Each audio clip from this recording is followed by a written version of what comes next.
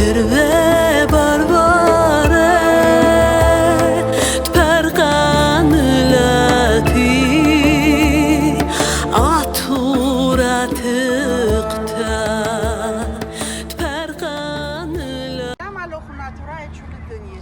Ahta nivak surayet bne almada. Udiu cümyek juda çerme. Kam umret işo şiha. Katahrahlun çulu sağdı. Aturaya. Athavila. Kat hayi kadiyan durbezlun çulu dönüye. مدري ماي مو بتاعنا. Так. Ala yavilan bası muyte. Kaçula aturaya haya atur. Aturat iqta Gönlüm salyan Absolut imsalyan Purqan edimi Min parivdimi Purqan edimi Min parivdimi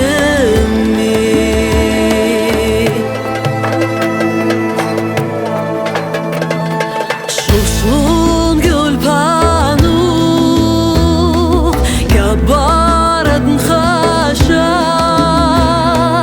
Obstila qama Tlayiqu khasha Мы собрались в церкви Иисуса Христа, Спасителя нашего, чтобы почтить память безвинно убиенных ассирийцев в 915 году. Вечная им память, они навсегда останутся в наших сердцах. Кто же не признает всем нашим предкам, которые, как говорится, попали вот в эту мясорубку, всегда помним и чтим память.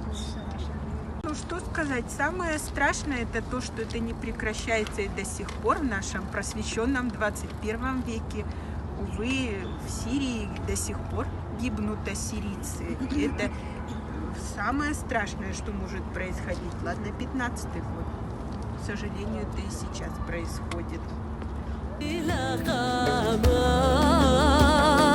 تلاقي خشة